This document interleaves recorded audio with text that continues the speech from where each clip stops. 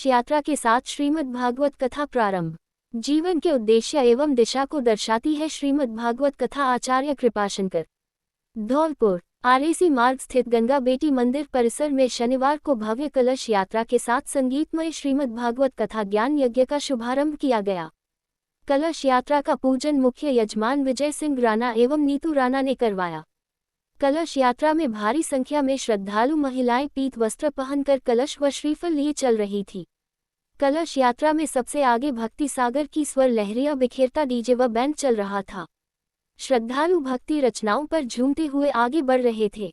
कलश यात्रा का शहर में जगह जगह पुष्प वर्षा कर तथा मीठे पेयजल से स्वागत किया गया।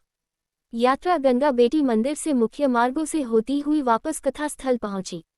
यात्रा में बड़ी संख्या में शहर के प्रबुद्ध नागरिक शामिल थे। कथा का शुभारंभ करते हुए वृंदावन से पधारे कथावाचक आचार्य कृपाशंकर ने कहा कि श्रीमद् भागवत कथा ऐसी कथा है जो जीवन के उद्देश्य एवं दिशा को दर्शाती है।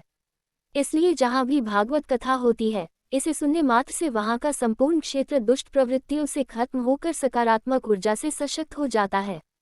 उन्होंने कहा कि कथा की सार्थकता तभी सिद्ध होती है जब इसे हम अपने जीवन और व्यवहार में धारण करें। श्रीमद्भागवत कथा के श्रवण से जन्म जन्मांतर के विकार नष्ट होकर प्राणी मात्र का लौकिक व आध्यात्मिक विकास होता है। उन्होंने कहा कि कथा श्रवण का फल भाग्यशाली को मिलता है। भगवान को पाने के लिए भाव का होना जरूरी है व परमात्मा कण कण में विद्यमान है। कथा के अंत में व्यासपीठ की आरती की गई व प्रसादी का वितरण किया गया।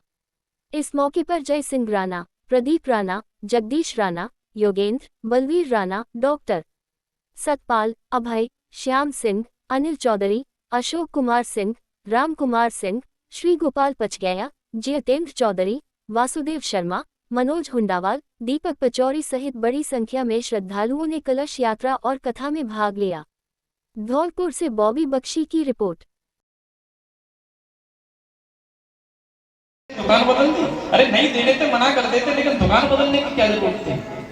तो ये तटस्थ लक्षण रहता है। बोले तो क्या है हमारा अपनी अपनी व्यक्ति की देख लीजिए।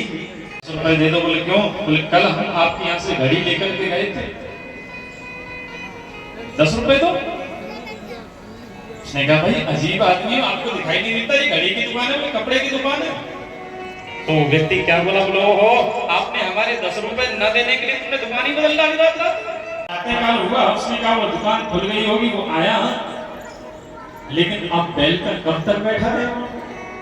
बैल वहां से खड़ा हुआ, अपने दूसरी जगह जाके जा बैठा। लेकिन कल व्यक्ति आया तो वह बैल किसी और दुकान पर खोजते खोजते खोजते वो तो निशानी बना के गया था, बोले बैल निशानी है। अब जैसी वो चोरी में तेने आया,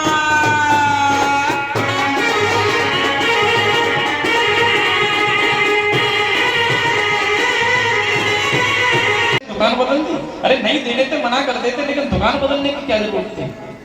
तो ये तटस्थ लक्षण रहता है। बोले तो क्या है हमारा अपनी अपनी व्यक्ति की देख लीजिए। काल हुआ, उसने कहा वो दुकान खुल गई होगी, वो आया, लेकिन अब बैल पर कब तक बैठा रहे? बैल वहां से खड़ा हुआ, अपने दूसरी जगह जाके जा बैठा।